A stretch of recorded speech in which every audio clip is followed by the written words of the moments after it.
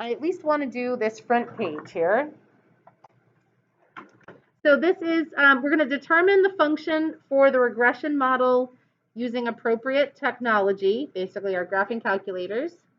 And then, you know, the helpful keys to remember: stat edit, turn on your scatter plot, how to view the scatter plot.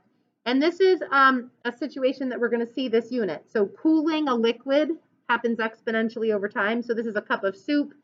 It's left to cool on the countertop. Here are the temperatures over time. So we're going to graph this scatter plot using our calculator. So let's remember how to put it in together. And then I'll have you try example 2. And we could do example 3 another day, I think. So you remember you go to stat edit, and your list 1 and list 2 should show up. So it's under stat edit, and then we're going to enter this soup data: 0, 2, 4, 6, 8, 10. 180.2, 5.8. Does anyone else need help on how to enter this? If it's not working, you got to speak up.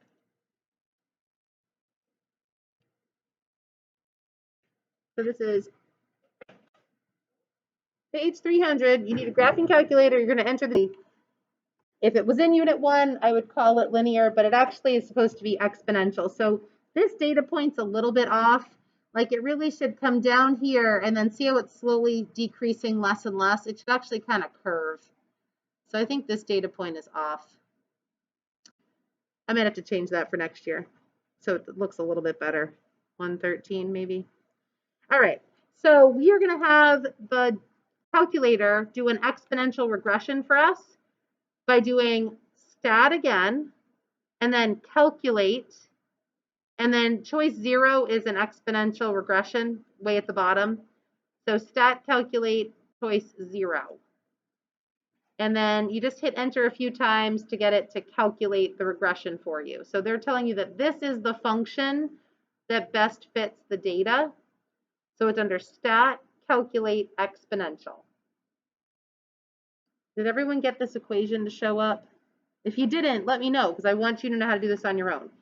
So we are going to write down our equation. Y equals 180.377 times 0.954 to the x power, and x should be in the exponent.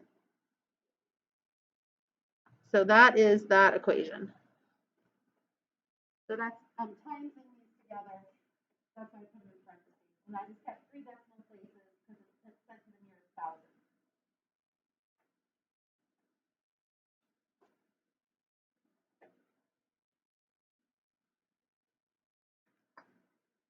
So then we're going to use that equation to answer these questions, like when will the temperature be, when will the what temperature will it be after 15 minutes? When will the temperature reach 70 degrees, which is room temperature? What's the average and instantaneous rate of change? So we need to put this equation into our y equals menu so that we can use like the table and everything. So we'll just type in our rounded equation. There's a way to import the whole equation, but we just wrote it down. So 180.377 times 0.954 raised to the x. And that way, if we're all using the rounded equation, we'll get the same instantaneous rate of change. If not, we would all need to use the exact equation to have similar results. All right, so now if I hit graph, it should show me my exponential regression data over those sets of points. So it's a very gradual curve. Did you put it in your y equals menu and it didn't show up? Did you hit graph? To second table setup, you probably want to start around what, 10 minutes maybe, and count by like 1 minute. So you go above the window button, second table setup, start at 10 minutes and count by 1 minute intervals, and then go to second table, and that way you can walk through the table 1 minute at a time and answer the first couple questions, answer the rate of change questions. So let's see. What will the soup be after 15 minutes? Does yours say about 89 degrees? Did you get to the table?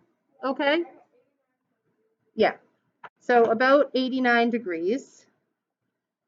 When will it be 70? So did everyone get their table to show up? I don't know, between 20 and 21 minutes is what I got, right? Yeah, so around 20 minutes. So let's do one of these rate of change problems together so we can remember how to do that. What's the average rate of change between 2 and 4 minutes? So we're going to record our temperatures. We could actually use the temperatures from the table or from the table of the regression. You're going to get a slightly different answer though, because the table, if you look here at 2, this table tells me 164. This table tells me 165.8. This was the real world data. And then 4 tells me 149, 146. So I think if we have the real world data, we should use it when we can, because that's more exact to our situation. The regression is just, let's use that when we don't have real world data. Does that make sense? So 165.8 and 146.3 are my two data points. So I have to do y2 minus y1. So I'm going to subtract my y values and then divide by 2, because the change in x was 2 to 4, which is 2. So 146.3 minus 165.8. Make sure you hit enter before you divide by 2 or use parentheses. So I'm going to hit enter, divided by 2. So I get negative 9.75.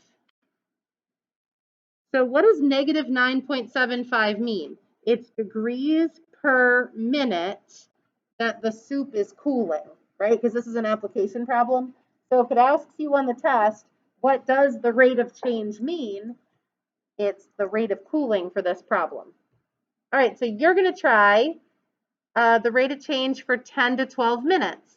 10 minutes appears in the table, but remember we said this one was a little bit skewed. So you might, for this example, want to use both the 10 and the 12 out of this table because we don't have 12.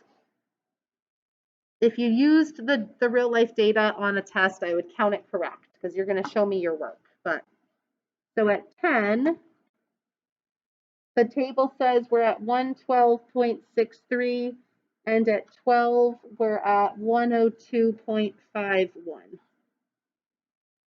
So you're going to do y2 minus y1 over x2 minus x1. So if this was linear, the rate of change would be constant. So we should get the exact same answer. If it's exponential, the rate of change is less over time or more over time.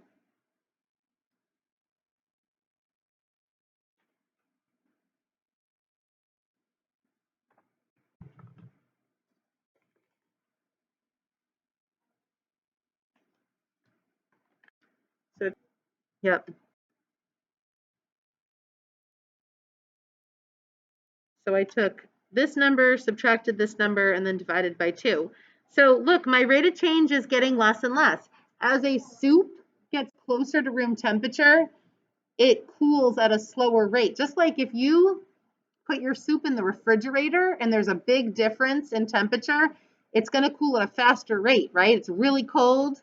As they get closer to each other, the cooling slows. All right, now we have to remember how to do instantaneous rate of change.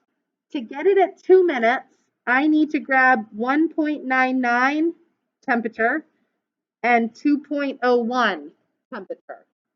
So you're going to have to set up your table. You go to second table setup. We'll start at 2, and we want to count by 0.01 on either side so that we can grab those values, the 1.99 value and the 2.01 value. So we're going to grab those two numbers and do our y2 minus y1 over x2 minus x1. So I've got 164.24, 164.09, I'm doing y2 minus y1 over x2 minus x1. So someone do it and tell me what you get. Is this coming back to you a little bit from Unit 1? We haven't really done rate of change with rational functions. That would have been in the refrigerator problem that we skipped, so it's good to review rate of change. So when someone gets it